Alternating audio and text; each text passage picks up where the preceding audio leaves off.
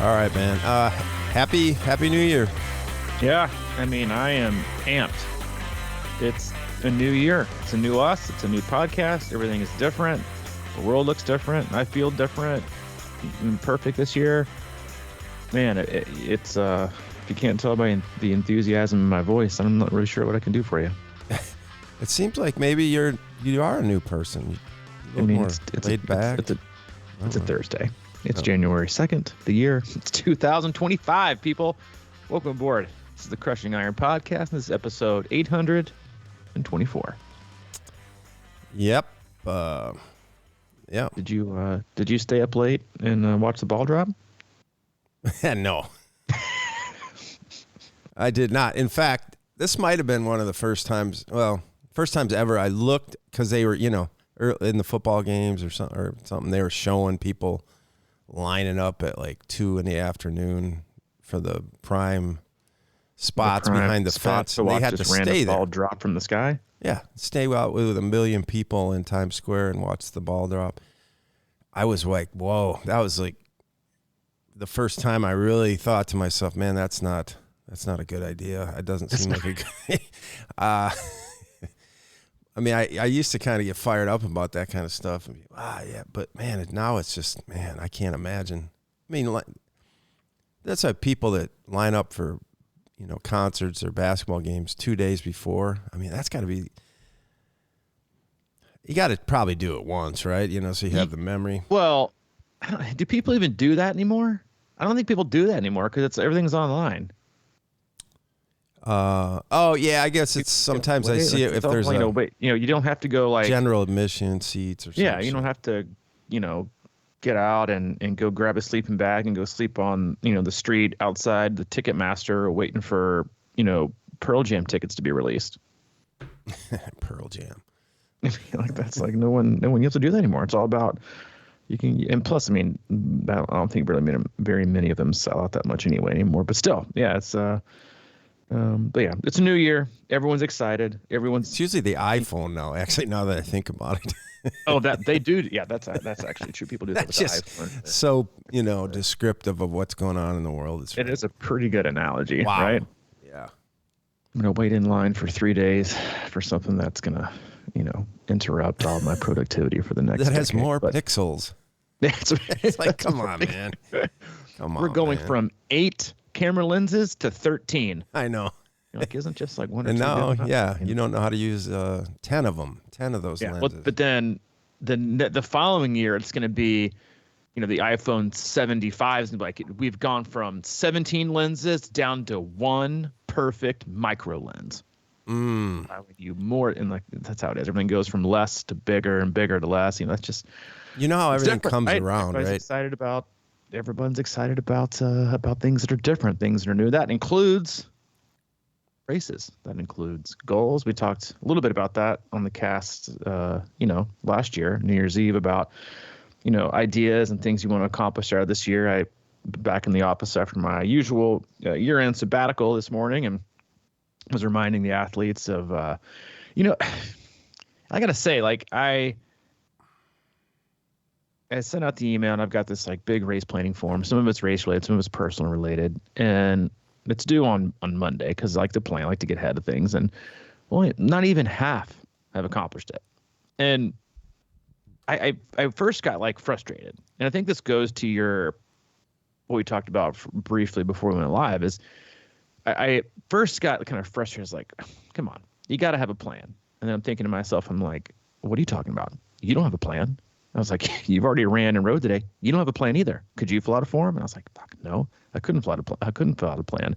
And so I made sure I said, yes, fill it out. However, if you don't have a plan, still fill it out. Like, in plan meaning like you don't have like a race. Like, some people are very rigid. They've had this planned out for like the last 2 years. Right? I'm doing, I'm going St. George in May. I'm doing, Des Moines 70.3. Then I'm going to finish the year at Ironman Florida. They've got their year. It's set in stone. It's done.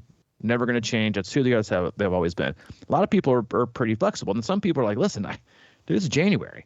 Like, I'm just still trying to get my head out of, the champagne and the eggnog. I don't even know who I am yet. And I'm just trying to figure out like what I want out of the year. But there's still a lot of things you can accomplish, right? And that I think goes to. So anyway, I said, make sure you fill those out, even if you don't have any races, because there's a lot of questions there. Like, do you feel like you're a fast twitch or slow twitch athlete? Do you feel like, you want to add more of this or less of this? Who do you want to be at the end of the year? What do you want to accomplish? Things that are nothing, right? Quote unquote goal related. I mean, goals are a pretty, broad term, but I think, one of the things that I've been discussing with a couple of athletes in the last few weeks is, and it kind of goes to what you were saying about, setting goals. And I would venture to say, not everyone, most people have probably failed at more goals than they've accomplished. At least the ones they put on paper, not the ones which is an interesting, like, way to think about it, right? It's like, and there needs to be like a statistics of, people that have, how many goals have you completed that you put on paper? I'm going to say it's less than 20%, maybe. And then the other one should be, how many goals have you completed? How many goals have you accomplished where you have completed over 80% of your effort to get to that goal? Mm-hmm. And it would probably be a lot higher than 20%. But kind of like what you were saying, when people, the reason or your belief or your thought about people failing at these goals, or again, mostly race related, training related, is they don't mean that much, right? There's only one category that they fall in, which is, triathlon, training, performance. It's a really small bucket, versus if you think of, like, again, a very broader holistic goal, like, my goal this year is to prioritize sleep better, right? What does that impact? You're like, oh, well, sleep, that impacts like my mood. It probably impacts my appetite. It probably impacts my, my overall like health. It probably impacts my stress levels. It probably impacts my ability to train, which probably it obviously impacts your health, and impacts all these other positive things. But it's a huge bucket, right? The health bucket, the overall wellness bucket is huge. But then if you looked at that bucket and you put it next to, like, I want to train better, I want to perform better, I want my watts to be higher, I want my pace to be faster, I want my times to go down in the pool, and I want to do this, like, that could all still be in the sleep bucket. It's more of a result than it is at the forefront of your mind. And the other thing, and I know you'll talk about this in a second, is just like trying to figure out, I think on a very high level, who does it you feel like you want to be this year, or who do you even feel like you are right now? Which I don't think many people even ask themselves that question. Like, I think we all have this like belief system of who we are and what we want to accomplish and what we're doing it's now, but that might not be true, right? Most of the time we're like way behind. And I'm not going to talk about more of it, but the phrase one of the phrases that I love the most from the podcast we referenced earlier this week was, you need to future proof yourself. And I love that one in terms of like, what do you want the end of your year to be like? It wasn't like set up a goal, it was future proof. And in terms of like, if you want to be better at X, Y, and Z this time next year, then what do you need to do to set yourself up for success to get there? Whether it's removing things, setting boundaries, trimming priorities, executing better, being more consistent. Those are the things that we have to weave through when we kind of like do our self-diagnosis of what we're great at, what we're not great at. And then I think that also can allow us to kind of figure out on a deeper level, which is the level we all, I think, need to operate on. We have a high level of conviction, because that's what gets you to like totally buy into something on a really deep level, not a superficial level, which is mostly races. And that alone can like allow us to further explore, but also further commit to something, whatever it might be, that actually means something to us at an intrinsic level versus just something that we're grabbing at, tri-calc or from a podium we saw last October. Yeah. Yeah. I mean, I've just been thinking about it a lot lately, because sometimes I wonder if, we set goals out there that are just sort of, we don't even really know why, because I think almost in a strange way, it's easier to, well, it isn't easier, because obviously we set a lot of goals and then we're like, damn, we didn't hit those goals. This year we're going to hit them. But I think a lot of times it's because we don't really understand who we are or what we really want. And to me, that has been the interesting kind of deep dive lately, is that, I can sit here and put out a race, like you said, and it can be a goal, but obviously within that race, there's goals, and is the race the goal, or is the time the goal? And it's just a weird thing, because, you can repeat that. And even if you we've seen it so many times where people like, an Ironman may be a goal, but then you get done with it and you can feel good about it for a while, but it didn't really fill the bucket, because it was, I think it just sort of a tendency is like, it's almost like an adrenaline in a sense that it just kind of was like, that's my goal, so I got to keep going for it. But it doesn't really kind of hit deep inside who you are or whatever. So figuring out who you are, I think I actually told you the analogy differently in a weird way. It's thinking about like a puzzle, and we put the border together and that becomes the end game. But if you start kind of in the middle and really figure out who you are at the core, your puzzle doesn't have to be a rectangle. You know what I mean? Or your goal doesn't have to be a rectangle, like a prescribed thing necessarily. But if you're, like in your case, you want to get better sleep. And for me, that means you probably want to be more alert, have better energy in general or something like that, or just have more energy to do a lot of the stuff that's on your plate. So, yeah, I mean, is the goal more sleep or is the goal more energy? Those are the things that kind of confuse me sometimes, I guess. And it's really weird because I was thinking about, from the moment we're kids, it's almost like, they throw you into kindergarten and it's like a regimented schedule, right? Or at least it was when I went to school. There was, you had to get up, go to the next class, sit there, be quiet. So I think in a weird way, I've tended to be rebellious about that for most of my life, like schedules, It's like, you can't tell me what to do, but I do know that if you get on them, or at least have like a daily list and check them off, things get done more. But are you picking the right shit is the question. And I don't really have a concrete example at this moment, but I think that's worthy of question. I mean, you're putting stuff on your list just to go to a goal that you don't even necessarily want sometimes. Well, and I think a lot of times, like, and I agree with you. I think a lot of people, like, if you asked them like 3 additional questions of whys after they told you what their goal was, I don't know that they could make it past the first one. Yeah. Right. Like, if I said, and that's why I think it's important to have, like, maybe it's in, again, like, I hope you're not listening to this expecting like concrete answers, because we don't really ever get those. But, like one of the biggest things that I've been concentrating on the last few months, I feel like, is what am I doing every day to hopefully allow myself to feel the best that I can feel? And just starting there. And again, like, I don't have like this 5 things that, Coach Robbie does each day to feel great. Like, I'll never post anything like that because I think it's irrelevant. But to me, that has allowed me to do bigger and better things, and to be more consistent, and to be excited about things, and to be motivated, and to keep my stress under control, and to not, feel certain ways. Like, and so like when I think about this year, before I get, because I usually do, like everybody does, and I do this every year. Like, I put, I let my ego or my past self jump way ahead and cut line of where I really am right now. You're like, hey, whoa, hey, remember me, man? It's like, it's maybe a perfect example. Like, you've been waiting in line for the Pearl Jam tickets for 3 days, and your buddy comes up from middle school you haven't seen in like 8 years. He's like, oh, what's up, man? How you doing? He just like slowly like sidles up next to you and cuts line, and you're like, dude, I don't even know you. Like, but he's weaseling his way in the line that you've been waiting in, that you're pretty happy with your spot, and he just cut everybody.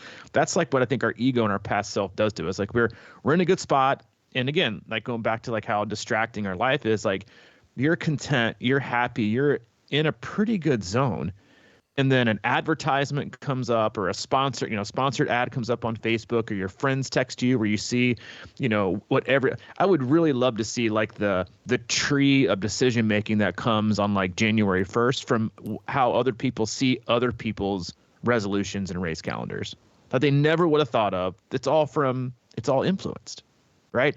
And then so you're like, I'm really comfortable right now. Like, I love the hours that I've got. I love the ability to be consistent that I have right now. I love the level of excitement I got. It's not too much. It's not too little. It's just right.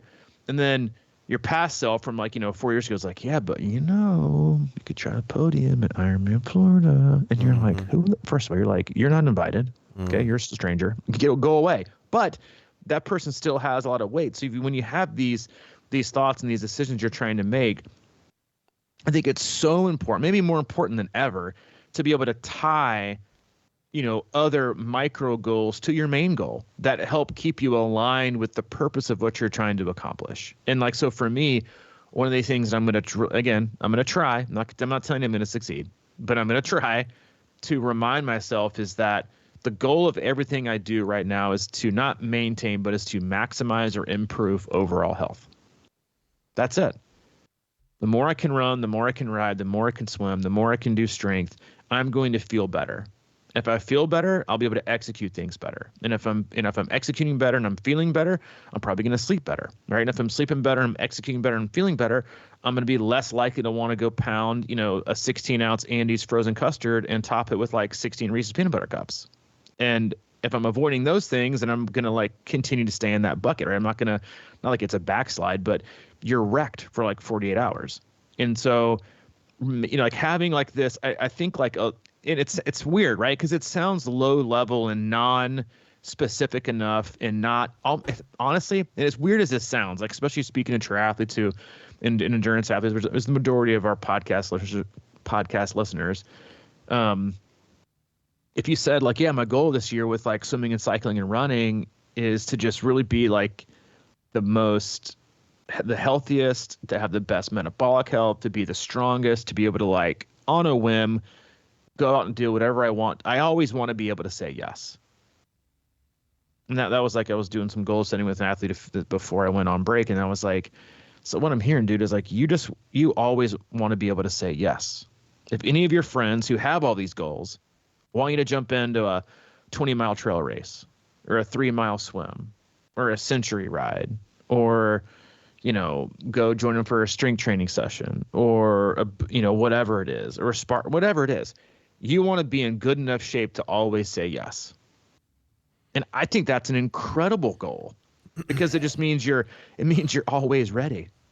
You're at a phase of like optimal readiness. You are always ready to do something, which is also being incredibly healthy. And I think, and when you talk to people, you're like, what do you mean you just want to be healthy this year? Everyone wants to be healthy.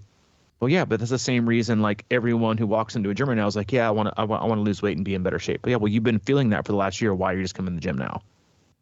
Right. Like it's for some reason it doesn't feel as important. So like if you want to race this year and you want to perform well, look at all the things that like the trickle down effect of what is also impacted by you, wanting to perform well, and then maybe reverse it, right? If you're working from the top to bottom, and the top is I want to PR at Eagleman 70.3, and that's your top priority for the year.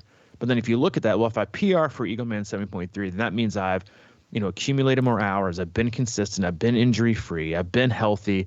I've treated myself right. I've enjoyed the process. I haven't gotten burnt out. I'm probably maximizing sleep. All these things that are positives.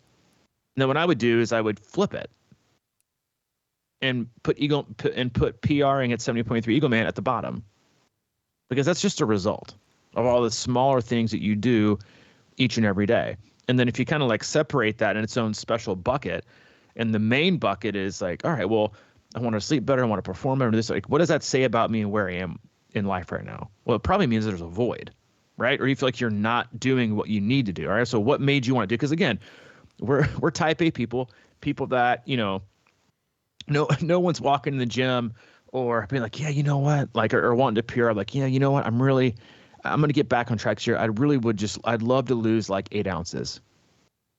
And just something small, right? Just something really attainable. I just want to lose like 8 ounces this year. No, everyone's like, yeah, I want to drop at least 20. I want to get to like 5% body fat. I want to be ripped. I want to look like, a supermodel, with my clothes off. Same thing with like athletes that, are scheduling out or predicting PRs. No one's like, hey, yeah, I want to be consistent this year. And really, honestly, if I could just shave like a minute or two off my time and that would be great. I'll be content. I'll be pretty happy with that. No, it's like, yeah, I think I'm really looking to take, I don't know, like 60, 75 minutes off my Ironman and then probably try to podium, probably try to qualify for world championships. We go to like these massive extremes. And the question that I was like, whoa. Like, how did you get to this extreme? Which usually means there's an extreme the other way, right? You're needing something or you feel there's a void in a certain area, and now your your solution to fill it is picking this goal, picking this race that is probably, very symbolic of the void or the deficit or the negative on the other side. And so asking yourself those questions, like, why do I want that? So do you feel this way? And why do you feel like you want this? Well, I don't know. Saying I don't know isn't an answer. And it leaves very little room for like listen, like you're changing your profile picture, putting your bib number up, putting I am whatever, putting a countdown clock in your Garmin, like that's going to work about 15 or 20% of the time. That's it. That's it. The other 85% of the time, you're going to have a very deep personal connection or conviction with why it is you want to get to where you want to go, why it is you want to do what you want to do, why it is you want to be who you want to be this year. And if you don't have those bullet points, right, that go maybe your race goal or whatever it is that is like, that's, because like the best athletes that both you and I work with, what they do, the training, it's a lifestyle. It is who they are. That is just what they do. Races are just like events and vacations that go on each year. That's it. It's who they are. So if you don't have those bullet points, you don't have that deep conviction, you don't have that real feeling of purpose behind it, then I'm telling you, like the countdown clock and the being scared that you're not going to finish, like that's only going to get you so far. You got to have more.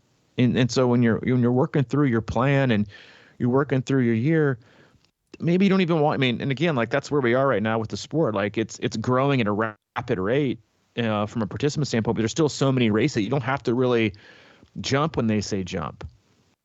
You can take your time, get in shape and be healthy and treat yourself like you want to treat yourself. Like these are all, long lasting things that impact your life, and if that's your goal and you can sustain it all year and you race once, then, you've had a pretty freaking amazing year versus like setting two outrageous goals where one, you injure yourself and the second one, you self-sabotage and you quit along the way. What was really accomplished? Right? You weren't as consistent as you wanted to be, so you probably weren't as healthy as you wanted to be. And then you proved yourself that you were going to quit or injure yourself twice. Like that's just negative reinforcement. Like set yourself up for as much positive reinforcement as possible, because the more no's we tell ourselves, the more we set ourselves up for failure, the more times that we fall, the more times that we make mistakes along the way, or we get lost, or we don't, it's like it's always going to be harder to restart because all you see are the failures. You don't feel any of the successes because it's some grandiose thing that you've picked out. So make it easy, but also make it meaningful. Well, being healthy as a goal, I think that's a great goal, but it's also very vague. You know what I mean?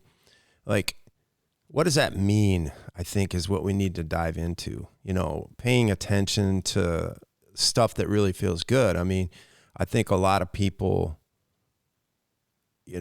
quote unquote, have trained enough for a lot of these races. But then of course, there's something that goes wrong. Their back hurts, this hurts, or their nutrition goes, screwy, and it seems to be kind of a common thing, right? For most of us, I think about Ironman and what really my goal would be. And I do have this tendency, just like everybody, to put like a time goal on things and whatever. And in a way that I look at that as being too excitable. In a sense, it's like I need a dopamine like driver, something that's going to be, it's kind of like in the locker room before the game, just getting super fired up and then going out there and realizing the other team's a lot stronger and a lot, smarter, and they just end up rolling over you in the long run. And it's preparation. And, when I think about the Ironman for me, I know that, I don't hold up, I can get out there and get it done. I could go train for a couple months and, be in, ballpark shape and go handle it. But it's not the most enjoyable thing in the world.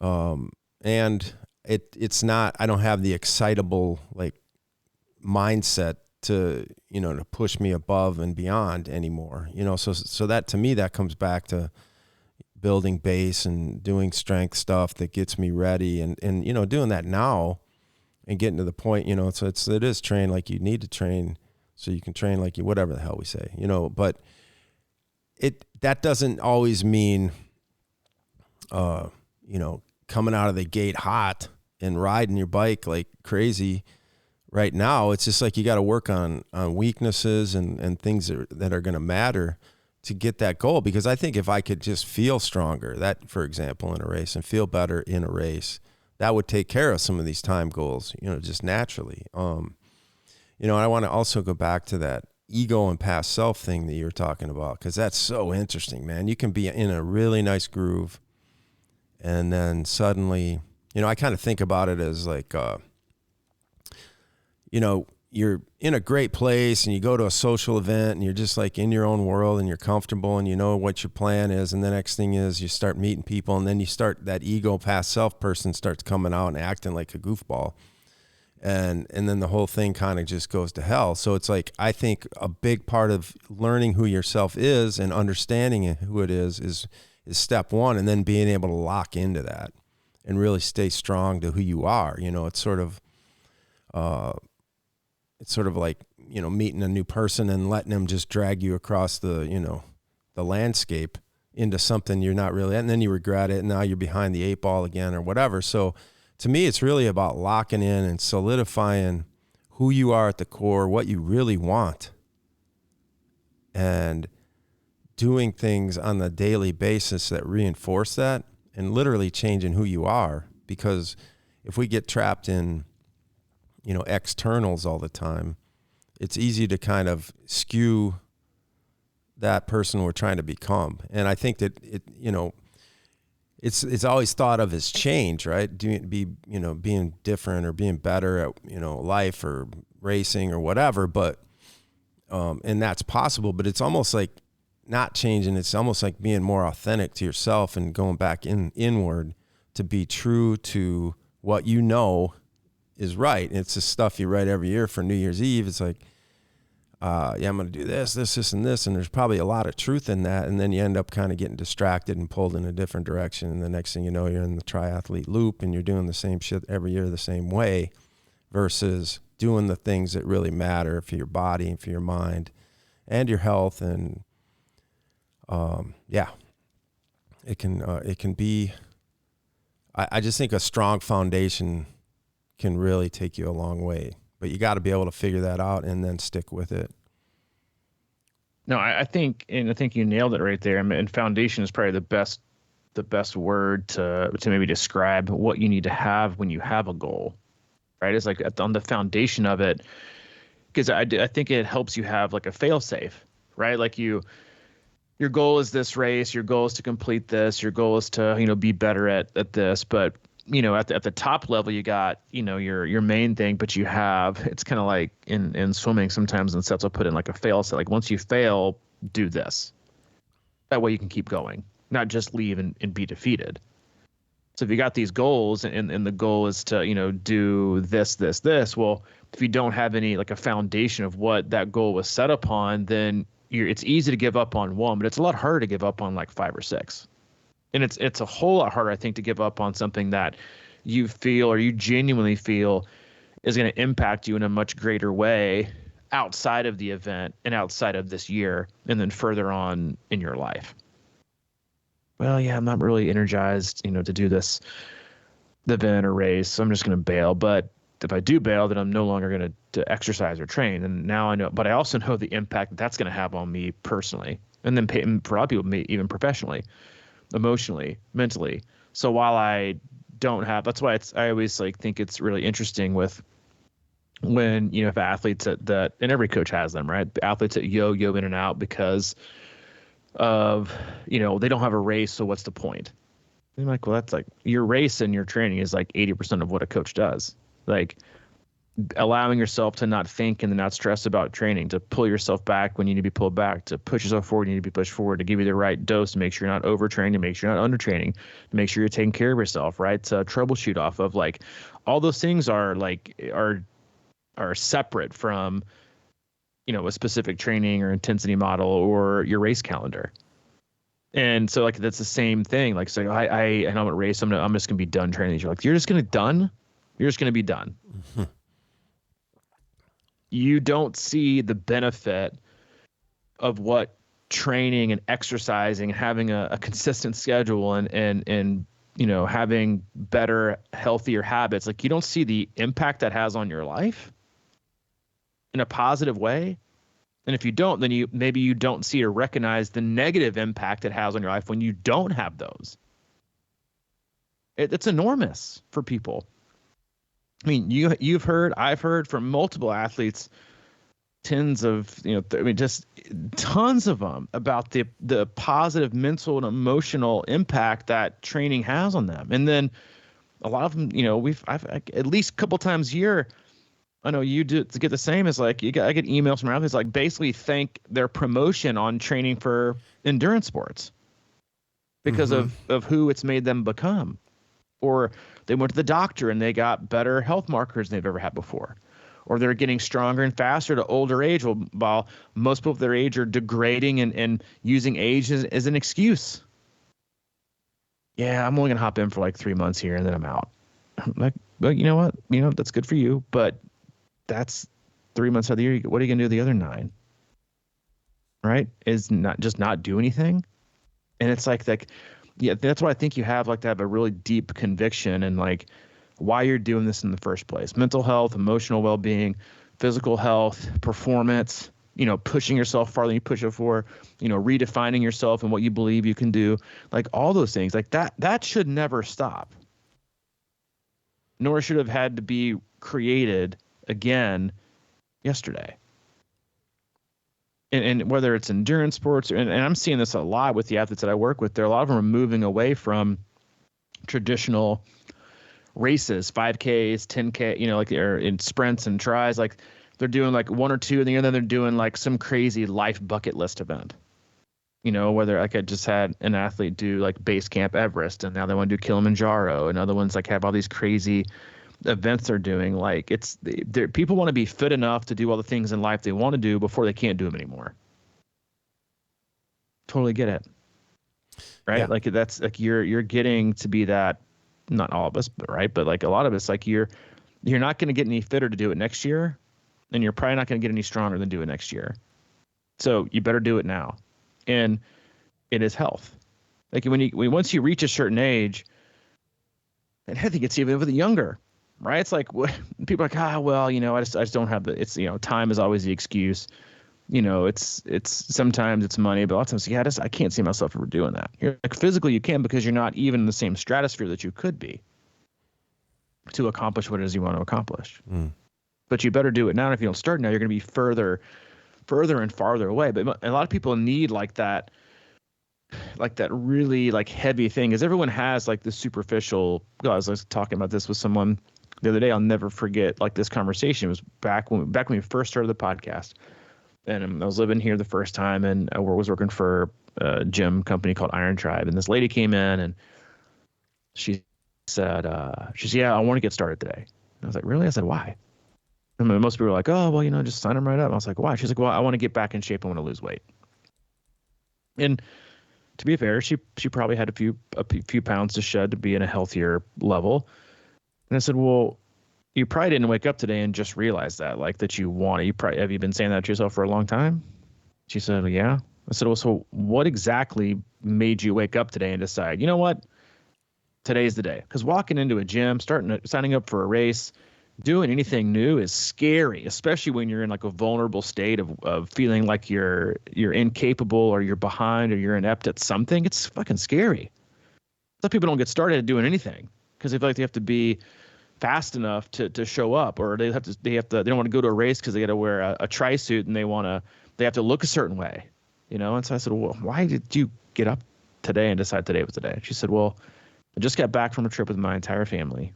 My husband and my 3 kids went to Colorado. We went hiking, and I had to sit at the bottom as they went and did like 2 or 3 big like 14ers because I wasn't in good enough shape to do anything with my family. And I don't want to miss those. I don't want to miss those memories anymore. Like that is what you need to have. That for her, I was like, that was like, that's going to get her out of bed the next months and years. Not, yeah, I just want to lose weight and I want to be a size, 8 instead of a size 10. Like, so you can always find reasons to not want to be that or excuse yourself from being that.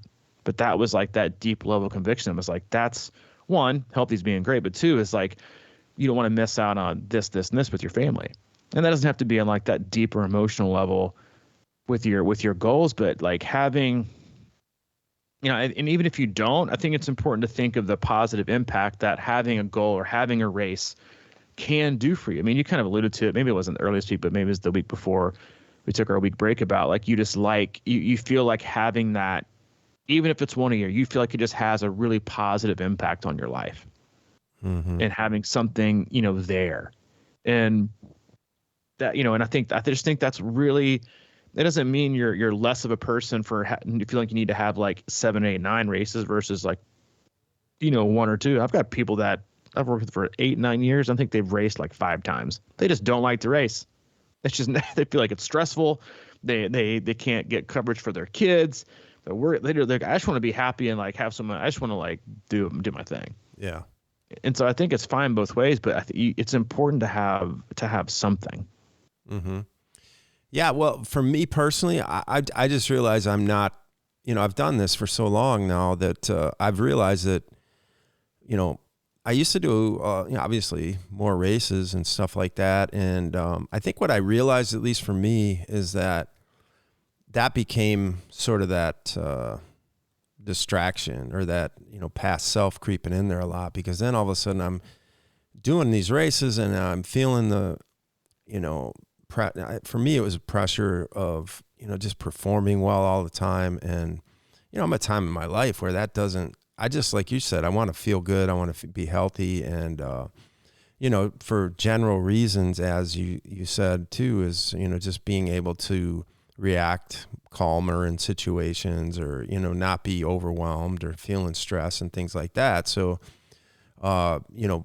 figuring out what the goal is for the long term. And, I found that when I was throwing in a lot of races, then I'd have to, kind of amp myself up again, get the excitement level going. That was just me. I'm not saying that's for everybody. And a lot of people like the social environment for it. And I think that's awesome. And I like going to races sometimes, and it does give me a little juice just kind of watching or whatever.